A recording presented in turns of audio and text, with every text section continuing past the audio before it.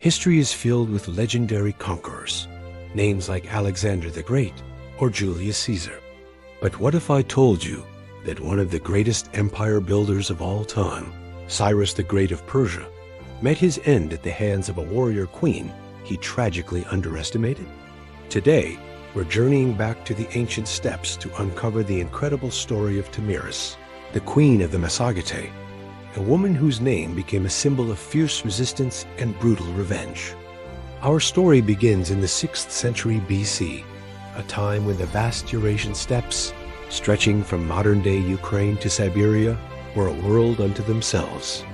This wasn't a land of grand cities and stone palaces. It was the domain of nomadic warrior cultures, collectively known as the Scythians. Among the most formidable of these groups were the Massagetae. Imagine a people born in the saddle, masters of the horse and the bow. Their lives were a constant cycle of movement, following their herds across endless grasslands. They were tough, independent, and fiercely protective of their freedom. For them, the land wasn't something you owned. It was something you were a part of. Their society was built on warrior prowess, and women were not excluded. They rode, they fought, and sometimes they ruled. And this is where Tomyris enters our story. We don't know much about her early life, as is common with figures from nomadic societies who didn't keep written records. What we do know comes primarily from the Greek historian Herodotus. According to his account, Tomyris became the ruler of the Massagetae after the death of her husband, the king. In a world dominated by male rulers and patriarchs, this was a remarkable feat. It speaks volumes about her character. She must have possessed incredible strength, intelligence, and the respect of her warrior people to not only take the throne but to hold it. She wasn't just a queen by title. She was a leader, a strategist, and a warrior in her own right, commanding one of the most feared armies of the steppes. Meanwhile, to the south, a new power was rising at an astonishing speed. Cyrus the Great, founder of the Achaemenid Persian Empire, was a military and political genius.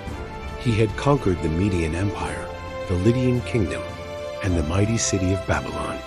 His empire was the largest the world had ever seen, stretching from the Mediterranean to the Indus River.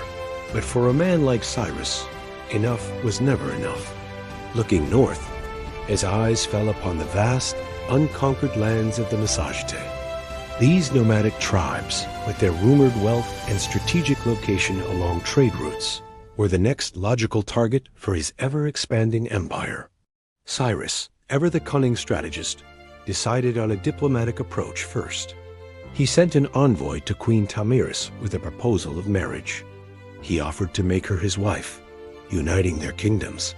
But Tomyris was no fool. She saw through the charade immediately. This wasn't a proposal of love or even alliance. It was a thinly veiled attempt at annexation. She knew that marrying Cyrus would mean surrendering her people as independents and becoming just another vassal in his vast empire. She sent back a firm refusal, warning Cyrus to be content with his own kingdom and to leave her people in peace. Her rejection was a direct challenge to Cyrus's authority and ego. He had never been denied. Abandoning diplomacy, he decided to take the Massagetae lands by force. He marched his enormous battle-hardened Persian army to the banks of the Araxes River, a natural border between his empire and Tomyris's domain. He began constructing a bridge of boats to ferry his troops across. Tomyris sent him another message. She offered him a choice. Either they could fight on his side of the river or on hers. She even advised him against invading, warning him that the outcome of war was always uncertain. Cyrus's advisors were divided, but one of them, the captive Lydian king Croesus, offered a different kind of advice, one based on trickery rather than honorable combat. Cyrus listened. He took a small portion of his army across the river and set up a camp. But this was no ordinary military camp. He left it deliberately vulnerable, filled with lavish food and, most importantly, huge quantities of strong, undiluted wine. The Massagetae, accustomed to drinking fermented mare's milk, were unfamiliar with the potent effects of wine. Cyrus then feigned a retreat, leaving the tempting banquet behind. Just as he'd planned, a Massagetae force, led by Tomyris' own son, Spargopises, discovered the abandoned camp. Seeing the Persians in apparent retreat and finding the feast, the young, overconfident warriors began to celebrate. They gorged themselves on the food and drank the wine until they fell into a deep, drunken stupor. This was the moment Cyrus had been waiting for. He returned with his main force and fell upon the incapacitated Massagetae. The slaughter was immense. Most were killed, and the rest, including Spargopises, were taken captive. When Tomyris' son finally sobered up and realized the disgrace of his capture through such a dishonorable trick, he was overcome with shame. He begged Cyrus to release him from his bonds, and once his hands were free, he took his own life. When news of the trick and her son's death reached Tomyris, her grief turned into a white-hot rage. The loss was not just personal, it was a national humiliation. Cyrus had not only killed her son, but had done so through deceit, violating all codes of honorable warfare. She sent one final, chilling message to the Persian king. She addressed him as a man insatiable for blood, and swore an oath by the sun, the god of the Massagetae.